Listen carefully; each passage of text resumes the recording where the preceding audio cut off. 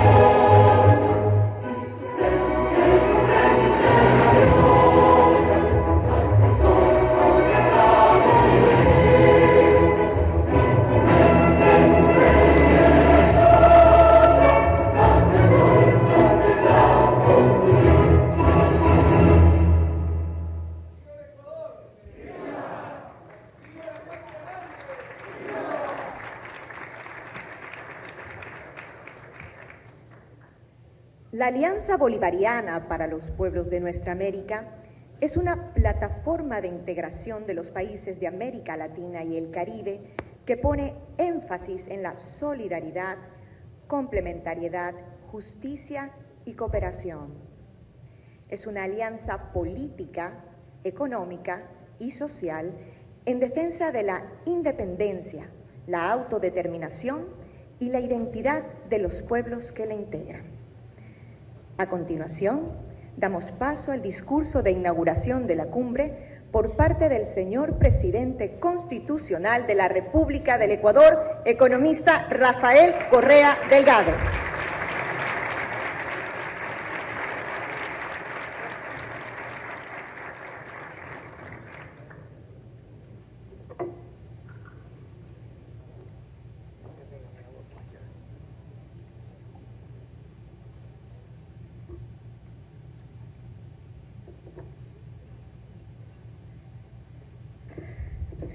Ciudadanas y ciudadanos de la República, de los países del ALBA, de la Patria Grande, señores representantes de los medios de comunicación, señores dirigentes de los movimientos sociales del ALBA, señoras y señores invitados especiales, señor Rodolfo Sanz, secretario ejecutivo de la Alianza Bolivariana para los Pueblos de Nuestra América, señora Viviana Bonilla, gobernadora de la provincia del Guayas, señoras y señores asambleístas, señoras y señores jefes de misión de los países miembros del ALBA y estados invitados, señoras y señores ministros y secretarios de Estado del Ecuador, señor Aaron Philibert, coordinador nacional del ALBA de Dominica, señor Luis Porto, subsecretario de Relaciones Exteriores del Uruguay, Eduardo Suaín, secretario de Relaciones Exteriores de Argentina, señor Shanla Codrington, ministro de Estado adscrito al Ministerio de Agricultura, Tierras, Vivienda y Medio Ambiente de Antigua y Barbuda, señores ministros de Relaciones Exteriores, David Choquehuanca de Bolivia, Bruno Rodríguez Parrilla de Cuba, Douglas Slater de San Vicente y las Granadinas, Elías Jagua de Venezuela, señor José Ramón Machado, vicepresidente de Cuba, señores presidentes y primeros ministros, Evo Morales del Estado Plurinacional de Bolivia, Laurent Lamotte de la República de Haití. Hay que hacer la pausa con Evo porque siempre lo aplauden. Daniel Ortega de la República de Nicaragua.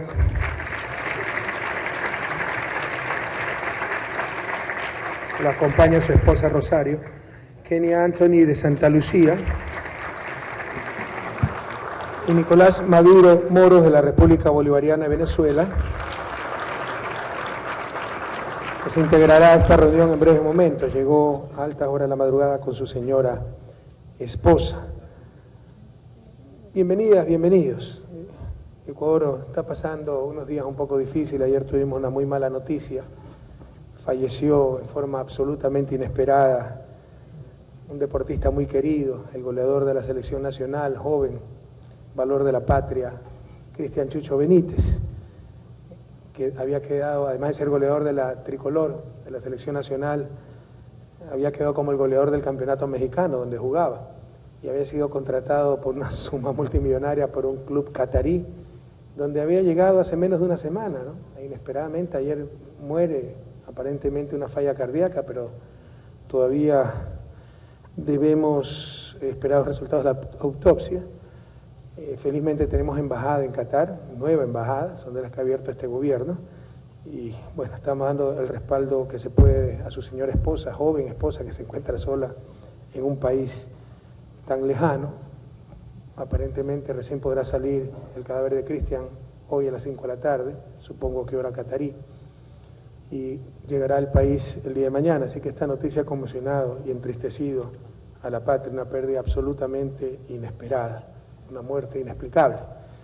Pero así es la vida, hay que continuar adelante, haciendo el dolor fortaleza, haciendo de las dificultades esperanzas. Un abrazo solidario pues a la familia de Cristian Benítez. Un abrazo solidario también a todos los jefes de Estado, cancilleres, primeros ministros, jefes de delegación que nos acompañan. Nuestras revoluciones deben ser revoluciones culturales también, ¿no? Y deben ser revoluciones de la puntualidad. Así que tratemos de empezar siempre puntuales por nuestros pueblos, para nuestros pueblos. Se había convocado a las 10 de la mañana. Tengo que reconocer que el primerito que estuvo rompiendo el mito del tiempo indígena fue Evo, ¿eh? Así que qué bien que los indígenas nos den el ejemplo en aquello de tratar de ser puntuales. Y queridas amigas y amigos, ustedes saben que nuestra América es la región del mundo en donde se está disminuyendo pobreza, inequidad, donde se vive no una época de cambios, sino un verdadero cambio de época, un nuevo tiempo de creación y de propuestas. En este renacer hay mucha fuerza, mucho coraje. Estamos armados, pero de ideas, de mucha fe, de autoestima, de soberanía, de pasión, de talento. Por estos senderos de la patria nueva está caminando nuestro Simón Bolívar, con todas las canciones y los cambios profundos. Camina por las calles Manuelita Sáenz, con los trabajadores, con los obreros, y las plazas se visten de colores y de asombros. Por América Latina está flameando el grito desafiante de Tupac Katari, acertando que después de la muerte vuelven millones. De Tupac Amaru, el que se levanta y convoca para que los pueblos ancestrales rompan el silencio de siglos y sean parte sustancial de estos procesos libertarios. Carlos Fonseca, Sandino, Morazán, Monseñor Romero, la revolución de los poetas, bajan de las montañas para organizar la conciencia. En este verdadero nacimiento democrático, humanista y pacífico, saludamos, querido José Ramón, ese asalto al cuartel Moncada, que incendió de sueños a esta América nuestra. Saludamos a Fidel, al Che Guevara, a Raúl, que desde la Sierra Maestra, se cumplieron 60 años la semana pasada del asalto al cuartel Moncada, inicio de la Revolución Cubana, que desde la Sierra Maestra, desde la Higueros de cualquier parte del mundo, nos dicen que la revolución es un acto de amor. Levantamos la memoria insurgente de Eloy Alfaro, de José Martí, como una bandera revolucionaria. Abrazamos el espíritu libertario de Hugo Chávez Frías.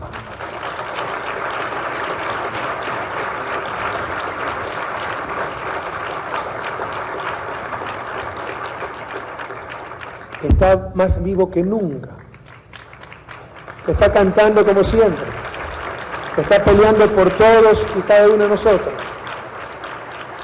Aquí estamos con él, junto a los indios, a los negros, a las morenas, a las cholas, a los montubios, los pescadores, los obreros, los campesinos, los artesanos de este pueblo diverso, de este pueblo multicolor. Comandante, ya te hice quedar mal, ¿eh? Dije que primero llegó Evo y dicen que los indígenas piensan en siglos, ¿no? Ahora piensan en segundos, me parece muy bien, sentido de la urgencia. Aquí estamos junto a los llaneros, junto a los hombres y las mujeres del altiplano, de las orillas del mar y de la selva. Aquí estamos junto a los líderes que representan la voluntad de sus pueblos, junto a las repúblicas hermanas de Venezuela, Antigua y Barbuda, Bolivia, Cuba, Dominica, Nicaragua, San Vicente y Granadinas. Bienvenidos a esta tierra de la mitad del mundo, a este rincón de la patria grande llamado Ecuador, que también es su patria. Y tanto en Ecuador, cuanto en muchos sectores de esta América nuestra, sobre todo en los países que integran el ALBA, insisto, se vive un cambio de época. Ese cambio de época se expresa sobre todo, sabemos que no hemos resuelto todos los problemas, sería un absurdo decirlo, falta mucho camino por andar, pero de igual manera es mucho el camino recorrido. Pero el principal cambio se está dando. ¿Por qué nunca se desarrolló nuestra América? ¿Por qué esas grandes contradicciones entre extremadamente ricos y extremadamente pobres? ¿Por qué una región que tenía todo para ser la más próspera del planeta, sus reservas de agua dulce, sus recursos naturales, las civilizaciones que existían en nuestra América antes de la llegada de los europeos, aztecas, mayas, incas? ¿Por qué con tantos recursos, civilización, tecnología, no ha alcanzado todavía el buen vivir? Porque siempre nos dominaron unos pocos, porque fuimos sometidos por unas élites excluyentes. Ese es el principal cambio y el fundamental cambio que se está dando en nuestra América, el cambio en las relaciones de poder.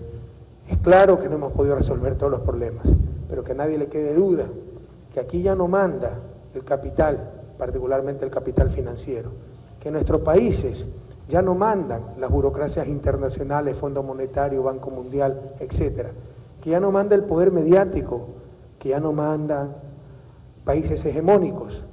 En Ecuador, Bolivia, Venezuela, los países del ALBA, mandan nuestros pueblos, existe soberanía popular.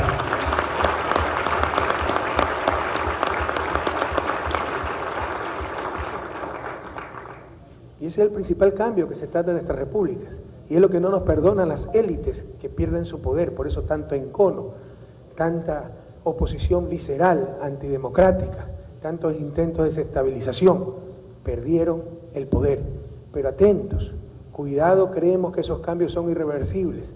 Todavía esos poderes fácticos están debilitados, pero existen y acechan, esperando el momento de desestabilizar, de acabar con estos procesos de cambio. Existen peligros externos, peligros internos a estas revoluciones que está viviendo nuestra América. Y debemos estar muy atentos, debemos saber asumir al enemigo, identificar adecuadamente esos peligros. En cuanto al plano externo, por ejemplo, lo que domina el mundo actualmente, claro que hay imperialismo, pero ya no se expresa en bombas, en misiles, en botas invasoras, sino que es el imperio del capital, de los dólares, de los condicionamientos y las extensiones de este capital que es la entelequia de mercado, el sálvese quien pueda, el crear no sociedades, sino mercados globales, regionales, no ciudadanos del mundo, sino tan solo consumidores globales. Otra extensión, por supuesto, es el poder mediático totalmente vinculado a ese imperio del capital. Y esa es la nueva lucha antiimperialista. El ALBA es antiimperialista, pero el imperio que domina el mundo, incluso a esos países hegemónicos, dominados también por el capital, ese imperio es el imperio del capital. El orden mundial vigente no solo es injusto, es inmoral.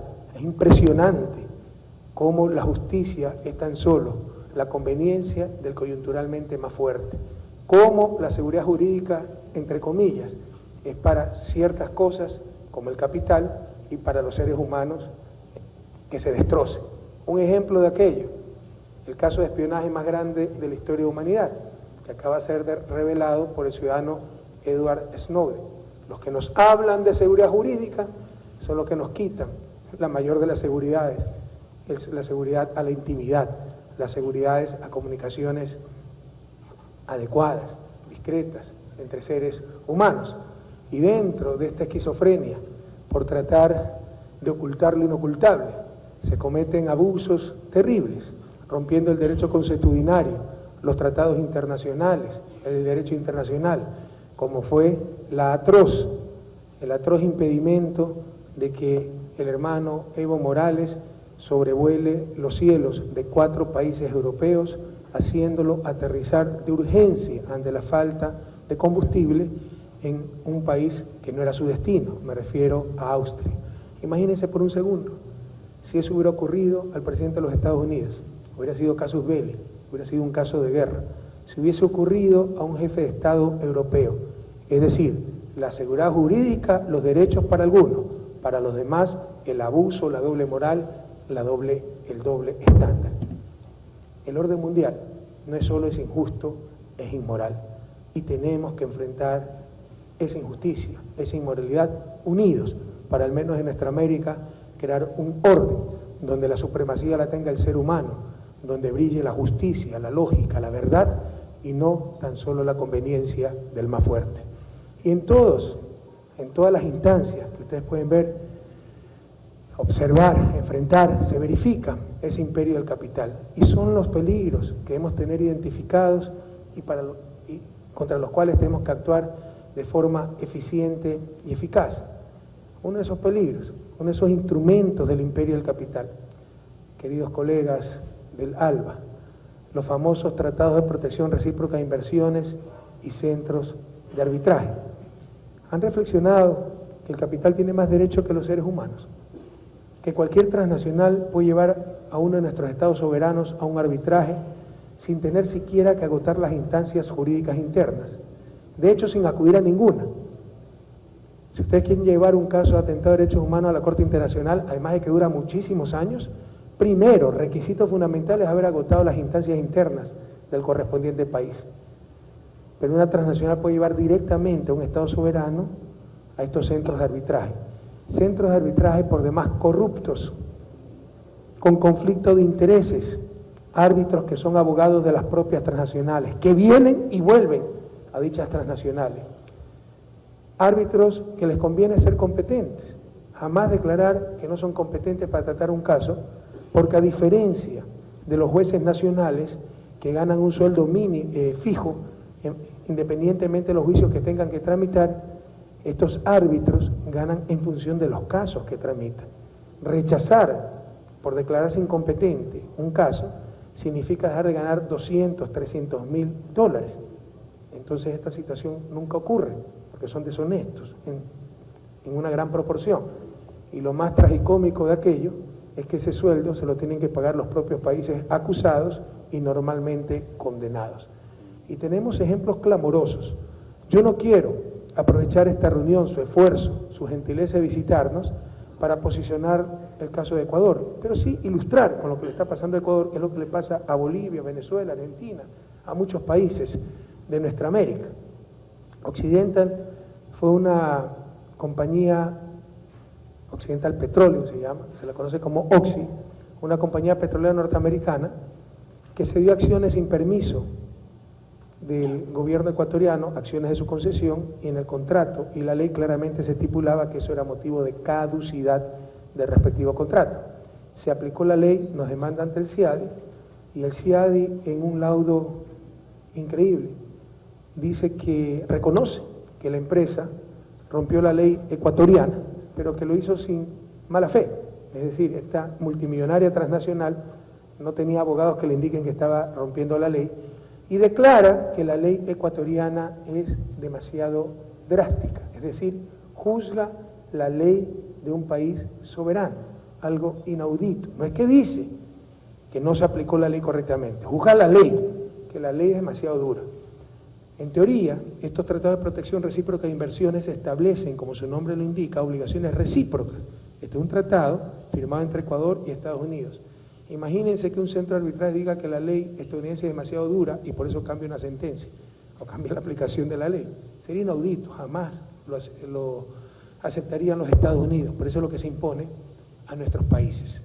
Sobre este laudo, cito, los actos ilícitos de la OXI que violan el derecho ecuatoriano se han subestimado groseramente y no se ha tenido en cuenta adecuadamente la importancia que tiene para cada Estado la observancia de su orden jurídico por parte de empresas extranjeras. Continúo.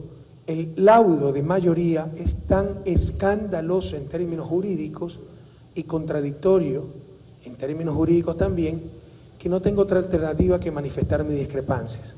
Este es el voto salvado en el referido laudo del árbitro Brigitte Stern, francesa, puesta por el propio CIADI, porque Ecuador jamás reconoció la competencia del CIADI para tratar este caso, porque se trataba de un caso de caducidad y expresamente el Tratado de Protección Recíproca de Inversiones excluye estos casos en el marco del referido tratado.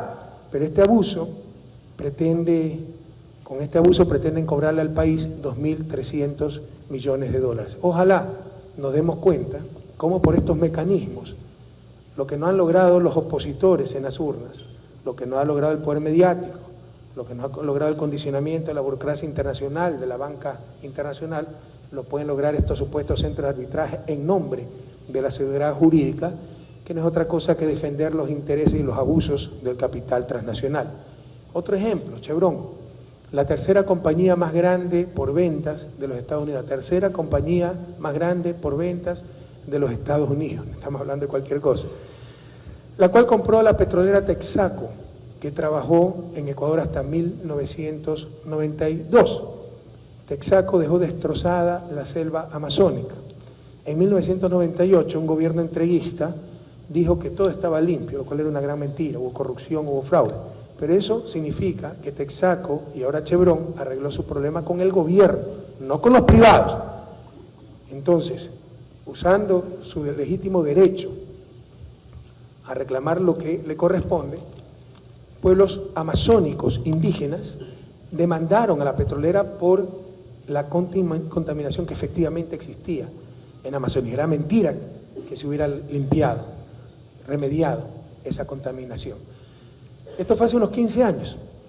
Chevron se pasó luchando una década para que el juicio no sea en Nueva York, domicilio de la petrolera, a donde lo enjuiciaron los indígenas, y logró que pasara el juicio a las cortes ecuatorianas, pero lamentablemente perdieron. Y en esta nueva década se han pasado los últimos años tratando de destrozar el sistema judicial ecuatoriano, acusándole de corrupto y al gobierno del Ecuador. Para ello han gastado cerca de 400 millones de dólares y utilizan actualmente alrededor de 900 abogados. Ecuador se está enfrentando a la tercera empresa más grande de los Estados Unidos, que quiere sentar un precedente, dejar claro que el big business, que el big oil, al menos en un país no desarrollado, no puede ser juzgado, no puede ser llevado a la justicia. Y como perdió ese juicio, nos demanda ante otro centro de arbitraje. Uno de los conflictos de intereses que tienen estos centros es que compiten entre ellos para tener negocio, para tener trabajo. Entonces, mientras más favorezcan a las transnacionales, más casos les va a llegar. Otro de estos centros de arbitraje es la Corte de la Haya, que se desenvuelve a través de las reglas de la UNCITRAL de las Naciones Unidas, ¿no? Y nos lleva a un arbitraje invocando al Tratado de Protección Recíproca de Inversiones con Estados Unidos. Pero en primer lugar, esos tratados no aplican para juicio entre privados. Lo que está reclamando Chevron es un juicio entre privados. Comunidades amazónicas, antes de nuestro gobierno, contra Chevron, empresa privada. Y en segundo lugar, lo más grave, lo más escandaloso, lo más inocultable, es que como les manifesté, Texaco, Chevron Texaco, dejó el país en 1992 y el Tratado de Protección Recíproca de Inversiones con Estados Unidos recién entra en vigencia en 1997, es decir, 5 años después. Pese a todo esto, en forma inaudita, el tribunal se declara competente. Declararse incompetente significa dejar de ganar $200.000, $300.000 por árbitro, los cuales son pagados por el propio Estado ecuatoriano. Y más aún, ordena detener la sentencia dictada en cortes ecuatorianas contra Chevron. Se acabó la soberanía, se acabó la verdadera seguridad jurídica. Esto es escandaloso, esto es intolerable. Estos son los mecanismos del nuevo imperio, el imperio del capital, del nuevo imperialismo, con una doble moral y una hipocresía sin límite, utilizando estas instancias internacionales, arbitrajes, árbitros totalmente comprometidos, corruptos, tratan de someter a nuestros países. La realidad es que estos tratados de protección recíproca, impuestos sobre todo en los años 90, en plena larga y triste noche neoliberal, y aceptados, no solo fueron impuestos, fueron rogados, pedidos por gobiernos entreguistas en nuestros países, son un verdadero atentado a la soberanía, además de existir multimillonarios negocios alrededor de todos estos casos y conflictos. Estas son las cosas para las que sirve la integración, actuar en conjunto. Solos el capital transnacional los puede liquidar. Ojalá haya logrado transmitirle la urgencia, la gravedad de estas situaciones. Lo que no han logrado en las urnas los opositores, los pelucones en Ecuador, los escuálidos en Venezuela, etcétera, etcétera, ¿verdad? Lo que no han logrado los boicots, como en Cuba, que Cuba no tiene estos problemas, lo que no han logrado los condicionamientos de la burocracia internacional, Fondo Monetario, Banco Mundial, pueden lograr estos centros de arbitraje en nombre de la seguridad jurídica. ¡Cuánta hipocresía! Están destrozando la seguridad jurídica y lo único que están haciendo es vendiéndose en cuerpo y alma a los intereses y abusos del capital. Un peligro externo que estoy identificando, prioritario, y lo que les quiero transmitir es que debe ser prioridad en nuestros objetivos de política exterior, actuando en conjunto. Pero otra prioridad, el sistema interamericano de derechos humanos. No es tan grave como el primero. El primero puede liquidar al Ecuador. El caso Oxy nos condenó a pagar $2.300 millones, eso es más que todo el presupuesto de salud anual del Ecuador. En el caso Chevron, pretenden que la condena del juzgado ecuatoriano contra Chevron, $18.000 millones, la paga el gobierno, puede hacernos quebrar como Estado. En este caso, el sistema interamericano de derechos humanos no nos puede hacer quebrar, pero se indigna también tanto cinismo, tanta hipocresía. Pregunto, y las futuras generaciones nos han de juzgar, y por supuesto, con la prensa, esa extensión del imperio del capital que tienen nuestros países, y la prensa latinoamericana no es mala, es recontra mala. Yo estoy de acuerdo que una buena prensa es fundamental para la democracia, pero una mala prensa es fatal, letal para esa misma democracia. Entonces todo esto lo van a tergiversar y van a decir que aquí hay un dictador que quiere atentar impunemente contra los derechos humanos y por eso quiere acabar con el sistema interamericano de derechos humanos, que es perfecto, es la perfección, ¿no? Pero la historia nos juzgará, son cosas inocultables, no se puede tapar el sol con un dedo. Pregunto, pueblos de nuestra América, movimientos sociales, compañeras, compañeros, ojalá alguien me lo pueda responder. ¿Cómo es posible que la sede de la Comisión Interamericana de Derechos Humanos, la CIDH, se encuentre en un país que no ha ratificado el Pacto de San José, fundamento del Sistema Interamericano de Derechos Humanos? Y de hecho, no ha ratificado ninguno. Hay 7 o 9 instrumentos fundamentales en el Sistema Interamericano de Derechos Humanos y no ha ratificado ninguno de esos instrumentos. Los ecuatorianos pueden sentirse muy orgullosos. Ecuador es uno de los 7 países del sistema interamericano que ha firmado todo y cada uno de los instrumentos de defensa de derechos humanos en nuestro continente.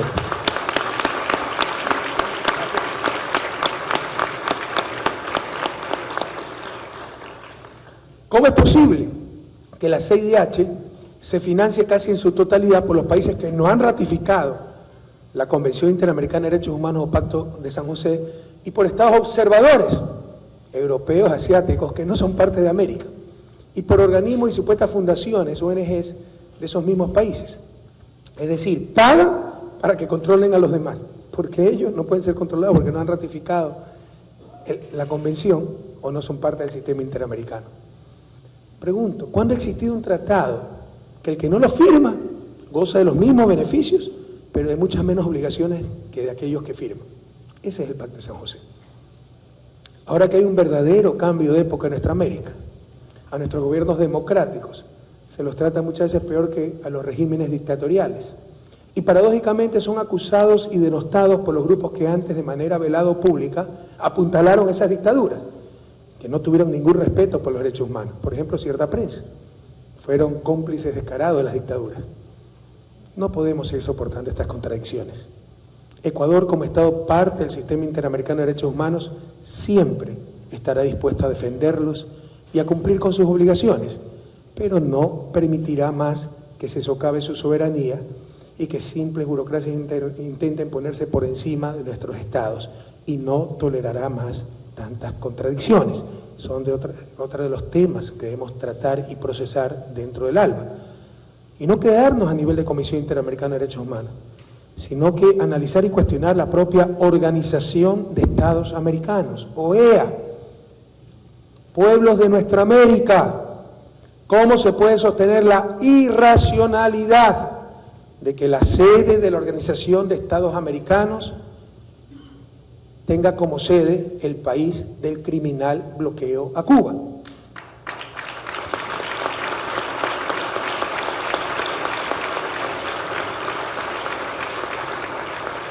Bloqueo que incumple abierta, descaradamente, la mitad de los artículos de la Carta Interamericana, Carta Fundacional de la OEA.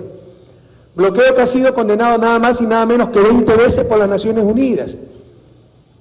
Como dije el 24 de mayo, la última condena en octubre de 2012 con el respaldo de 188 de los 193 países miembros. ¿Hasta cuándo toleraremos esto? Todo esto hemos, queridos colegas, tratar dentro del ALBA para que estos procesos integracionistas, he escuchado a la presentadora decir, este es un espacio político, por supuesto, político, para tomar decisiones políticas, visiones, orientaciones políticas, basadas en una ideología clara, política, el mecanismo por el cual las sociedades toman las decisiones en forma racional. Tenemos que discutir, procesar estas cosas al interior del ALBA y de los espacios integracionistas. Cabría preguntarse, ¿para qué tener a la OEA si no podemos tener una postura definitiva regional sobre problemas tan cruciales, tan clamorosos, tan urgentes, tan evidentes como el de las Islas Malvinas, islas tomadas por la fuerza argentina en el siglo XIX y colonia británica al frente de las costas latinoamericanas, pero a más de 11.000 kilómetros de Londres? ¿Hasta cuándo toleraremos tantas contradicciones, tantos silencios cómplices? ¿Para qué sirve la OEA si no resuelve este problema? Otra pregunta, ¿qué se está haciendo sobre el mayor caso de espionaje de la historia de la humanidad, denunciado por el ciudadano norteamericano Edward Snowden y que viola la Declaración Universal de Derechos Humanos de las Naciones Unidas, que determina el derecho a la intimidad, la Convención Interamericana de Derechos Humanos, artículos 12, 13, 11, que establecen el derecho a la intimidad, y viola descaradamente la soberanía de los estados, al ser sujetos de espionaje por parte de una potencia que tiene capacidad para hacerlo, y sus cortes nacionales son las que le dan permiso para espiar a otras naciones soberanas rompiendo el derecho internacional. No podemos seguir tolerando esas contradicciones. Y si seguimos callados, queridos colegas, seremos cómplices de lo que está sucediendo. Ecuador. Lo dije en mi posesión el 24 de mayo.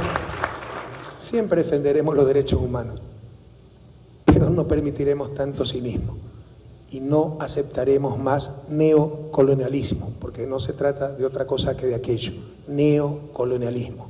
No podemos conectar esta clase de situaciones. ¿Y cuáles son las respuestas para estos problemas internacionales? He citado dos. El imperio del capital expresado en estos tratados de protección recíproca de inversiones, en estos arbitrajes internacionales que son un atraco a nuestros países. Es el Tribunal de la Inquisición, uno es culpable por default, ¿no? Las transnacionales siempre tienen la razón, los árbitros van y vienen de esas empresas. Y el problema del sistema de derechos humanos y de la OEA con una doble moral terrible, con unas omisiones imperdonables, y la Comisión Interamericana de Derechos Humanos totalmente cooptada por el ONGismo anglosajón, por el capital detrás de los medios de comunicación y por los intereses de los que la financian, que la financia Estados Unidos y ciertos países europeos. ¿Qué hacer ante este orden mundial que, les insisto, no solo es injusto, es inmoral? Caeríamos en un gran error si nos creemos ya lo suficientemente fuertes como para querer cambiar el orden mundial desde nuestra América. Yo creo que no es así. Probablemente lo cambiarán los ciudadanos indignados del primer mundo, cuando se den cuenta que ellos también son sujetos de opresión, oprimidos por este capital. Pero lo que sí tenemos que hacer, queridos colegas del ALBA y de nuestra América, es defender a nuestros pueblos de estos poderes, evitar que nuestras democracias sean restringidas, mantener nuestras soberanías. Y todas estas cosas están en peligro con ese orden mundial injusto e inmoral. Por ello, la patria grande ya no es solo un ideal de nuestros libertadores, es una necesidad de supervivencia, un escudo contra la explotación, un escudo contra ese neocolonialismo.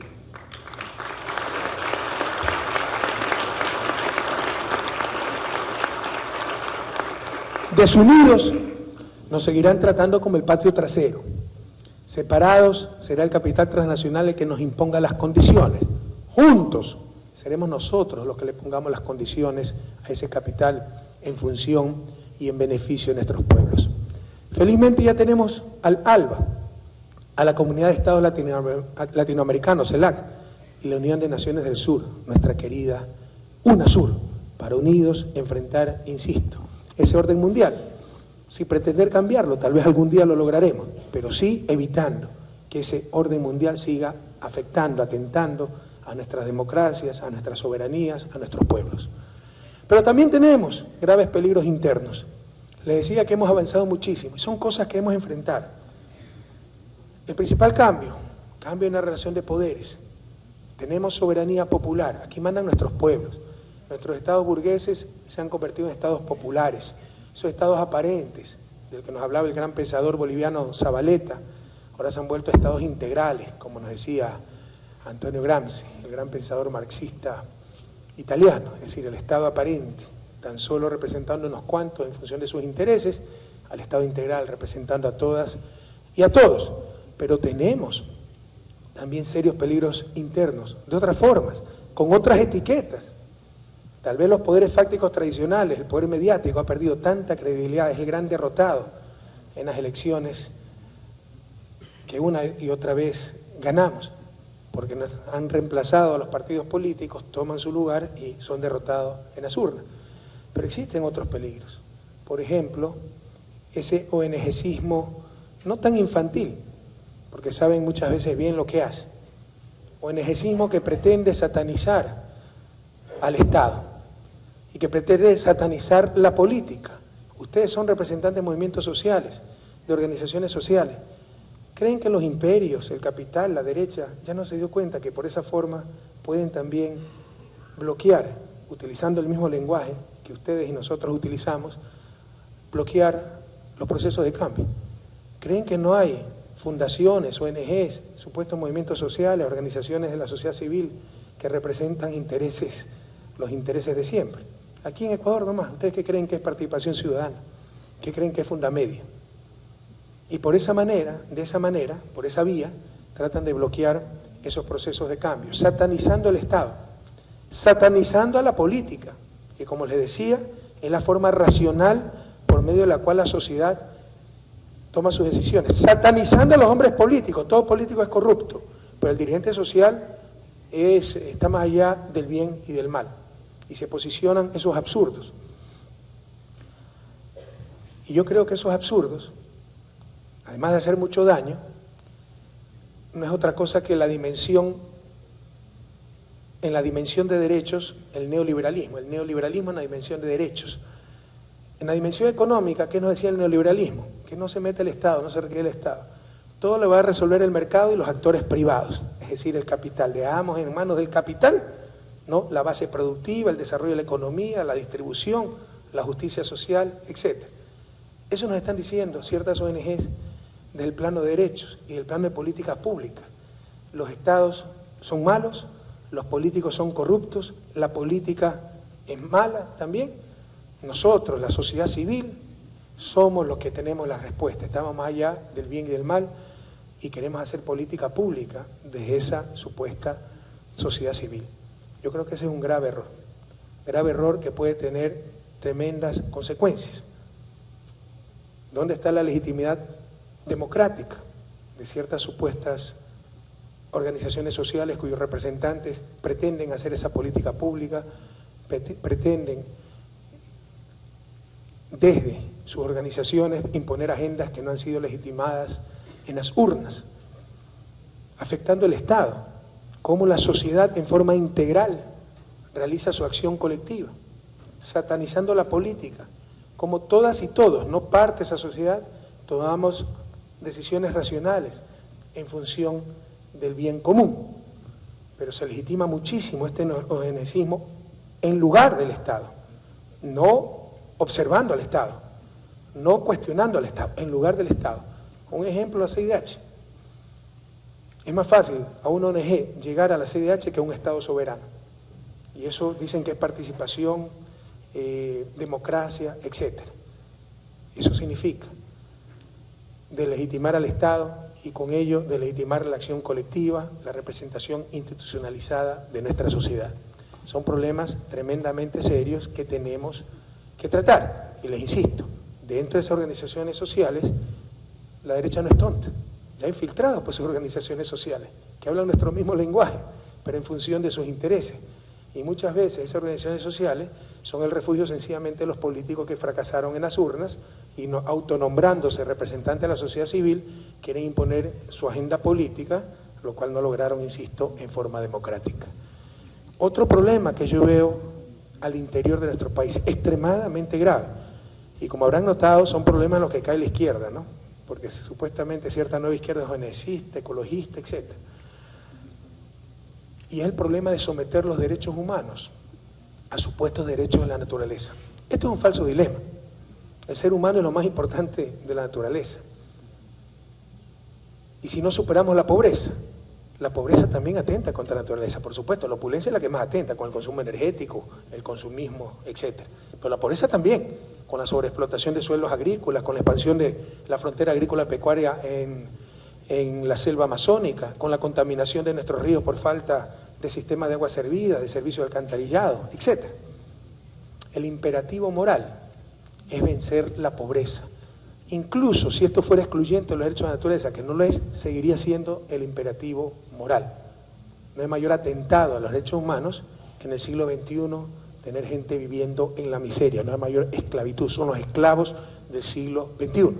Felizmente, como les decía, no son cosas excluyentes, sino que por el contrario hasta se refuerzan mutuamente. Menor pobreza, mayor cuidado de la naturaleza. Pero se está cometiendo ese error gravísimo de someter los derechos humanos a supuestos derechos de la naturaleza, sin entender que el ser humano, no vamos a caer en el error de antes, de pretender que el ser humano es lo único importante en la naturaleza, y no interesaban los impactos ambientales de las acciones humanas, pero se ha pasado al otro extremo, a pretender que el ser humano es poco menos que un estorbo en la naturaleza.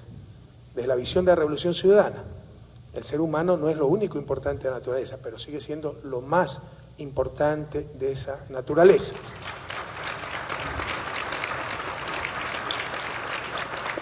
Y vencer la pobreza constituye el imperativo moral, la prioridad de ser necesario, incluso excluyente, que no lo es. Y para esto, que nadie se equivoque, que nadie se pierda, necesitamos de nuestros recursos naturales no renovables. Nuestra gran oportunidad, escúchenme, nuestra gran oportunidad para poder desarrollarnos con soberanía son nuestros recursos naturales no renovables. Con ellos podremos evitar, por ejemplo, los niveles de explotación a su fuerza laboral, a la soberanía de ciertos países que hoy han alcanzado el desarrollo y que tuvieron que someterse a los caprichos del capital hasta poder acumular capacidades internas de progreso. América Latina no tiene que pasar por esa dolorosa etapa gracias a sus recursos naturales. Lo sabían los grandes pensadores de izquierda y líderes de izquierda de nuestra América. Allende decía, el cobre es el pan de Chile. ¿Qué sería de Cuba sin las exportaciones de níquel? Tercera exportación, después de servicios médicos y turismo, en la querida República de Cuba. Y es minería a cielo abierto, porque siempre vendrán, ¿no?, a tratar con, no, la minería subterránea sí, pero no la de cielo abierto. Bueno, es minería a cielo abierto. Pero primero está el ser humano, primero están los cubanos. ¿Qué sería la revolución bolivariana sin petróleo, sin gas, sin minerales? Evo Morales, hermano del alma, primer presidente indígena de Sudamérica, hizo lo correcto. Imagínense si caía en el absurdo de decirle no al petróleo, no a la minería, no al gas. Hubiese quebrado y fracasado hace rato el proyecto socialista de Evo en Bolivia. Hizo lo correcto. Ese petróleo, esos minerales, ese gas, para los bolivianos, por supuesto, pero explotarlos, aprovecharlos en toda su dimensión, en beneficio del pueblo de Bolivia. ¿Qué sería la revolución bolivariana, mi querido Nicolás, sin el petróleo de Venezuela? Y algunos pretenden decir que el petróleo es una maldición, pero por favor vayan a un psiquiatra. Cualquier cosa puede ser una maldición. El turismo mal orientado es una maldición. Turismo sexual, turismo depredador, etc. La agricultura mal orientada es una maldición. Que utilice químicos, que sobreexplote los terrenos. La industria mal orientada es una maldición, contaminadora, con uso de químicos, sin calidad. Pero porque haya mal turismo, mala agricultura, mala industria, no vamos a llegar a la conclusión de que no debemos tener turismo, agricultura, industria. La conclusión sensata, inteligente, responsable es tener buen turismo, buena agricultura, buena industria.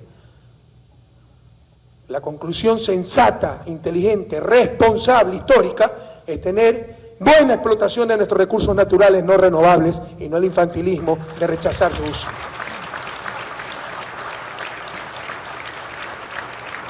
Pero ahora, de acuerdo al discurso de cierta izquierda y de ciertas organizaciones sociales, querer aprovechar los recursos naturales para sacar a nuestra gente de la miseria es ser retardatario, ser extractivista y un largo etcétera de tonterías. Ese es otro problema que yo veo y que necesitamos, mis queridos colegas, declaraciones claras, contundentes, si es posible, en esta reunión del ALBA.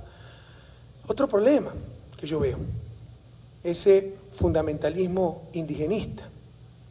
Algunas veces se mitifican las cosas. Compañeros, todos estamos con nuestros pueblos ancestrales. ¿Quién puede negar la explotación de la que han sido víctimas? Pero hay mitificar y decir que solo hay indígenas buenos y no hay de los malos, que solo hay honestos y no hay de los otros, que solo hay de izquierda progresista y no hay de los derechistas entreguistas. Es un gravísimo error. Como en todo grupo humano, hay buenos y malos. Hay honestos y deshonestos. Hay progresistas y retardatarios. Y aquí hay algunos retardatarios, más deshonestos y más otras cosas. Y se nos quiere imponer la idea ahora, en nombre de derechos colectivos, por ejemplo, y en nombre de la participación. Y yo creo que nadie puede cuestionar el nivel de participación que tiene nuestro proceso. ¿Qué mayor participación? Hemos ganado, en el caso ecuatoriano, 9 elecciones seguidas. Hemos tenido 3 consultas populares. Las leyes se socializan ampliamente. En nuestro plan de gobierno participaron cerca de 4.000 personas y organizaciones sociales. Una construcción colectiva. Pero aquí se quiere llegar a extremos de consentimiento previo. Es decir, no la consulta previa, ¿no?, establecida en los tratados internacionales. Consultar, socializar, tratar de convencer, pero al final la autoridad legítimamente electa que tome una decisión en función del bien común. Aquí se pretende consentimiento previo.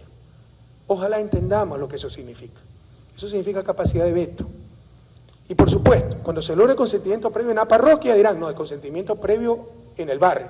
Cuando se logre el consentimiento previo en el barrio, no, el consentimiento previo en la cuadra. Cuando se logra el consentimiento previo de una cuadra, no, el consentimiento previo entre estas dos familias hasta que logren su objetivo. Porque si hablamos de consentimientos, ¿qué mayor consentimiento a las políticas de revolución ciudadana que la aplastante victoria electoral del 17 de febrero pasado, donde hemos ganado hasta en las parroquias de los supuestamente opuestos al modelo, entre comillas, extractivista?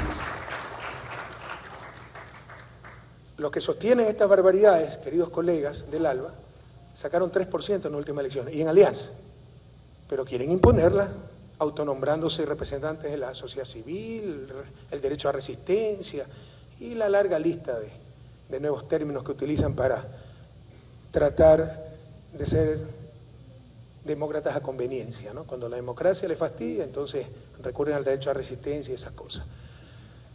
Y esto nos dicen en nombre de que hay que defender los derechos colectivos, el modelo de vida de nuestros pueblos indígenas, es decir, como que si todo estuviera bien, como que si nuestros pueblos indígenas vivieran bien. Nuestros pueblos indígenas no viven bien y estamos cometiendo un gravísimo error, yo diría un criminal error. Lo que más indigna es que muchas veces lo cometen, de buena o mala fe, extranjeros que vienen con sus ONGs, la panza bien llena y le dicen a los otros dejen de comer. Nuestros pueblos indígenas no viven bien y se comete el gravísimo error de confundir miseria con folclore, pobreza con cultura. Hay que mantener la cultura de nuestros pueblos indígenas. Somos el gobierno que más lo ha hecho en la historia del Ecuador, su lengua, su vestimenta, sus bellas tradiciones.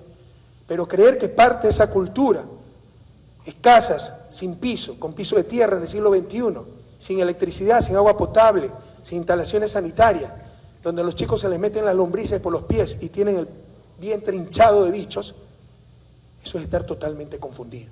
Eso no es cultura, no es tradición, no es folclore, eso es miseria.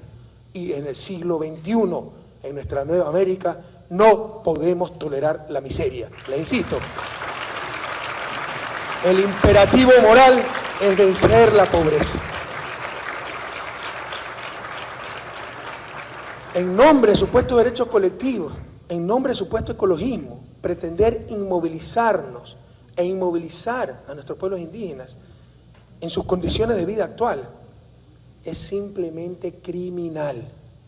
El desafío para nuestros pueblos ancestrales y para la patria entera, para nuestra América, es cambiar para superar la pobreza, pero sin perder nuestra identidad. Y aquello es posible. Incluso lo han demostrado ciertas nacionalidades como los otavaleños. Y esto implica pasar de la cultura a la resistencia. Se ha hecho toda una cultura de resistencia. Nuestra Constitución establece el derecho a resistencia, pero en lo que significa atentado a los derechos humanos, derechos colectivos.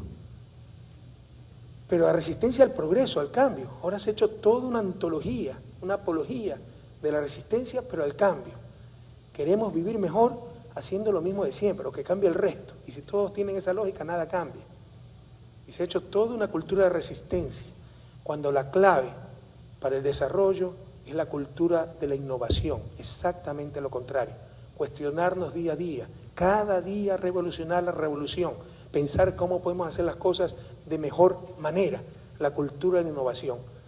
Pero se establece como virtud la cultura de la resistencia, el inmovilismo, como que si vivieran bien los pobres y particularmente nuestros pueblos ancestrales.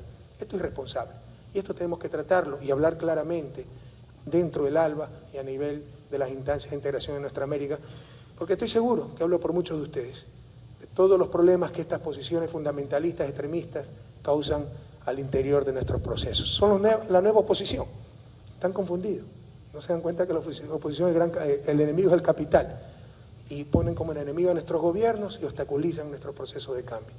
Porque toda esta tontería se sostiene en nombre de una nueva izquierda, supuestamente ambientalista, o sea, ellos quieren a la Pachamama, nosotros lo odiamos, supuestamente indigenista. Yo di un año en mi vida trabajando por los indígenas, pero seguramente no quiero a los indígenas, ¿no? Frente a esto es necesario un pronunciamiento claro de la izquierda latinoamericana y mundial, queridos colegas, sobre el aprovechamiento de los recursos naturales y el consentimiento previo, ya que, insisto, con tanta novelería y ligerezas no habrá proyecto político viable. El rol de la supuesta ultraizquierda, que no actúa en función del bienestar de su gente, sino de satisfacer sus fijaciones mentales, es absolutamente funcional al status quo.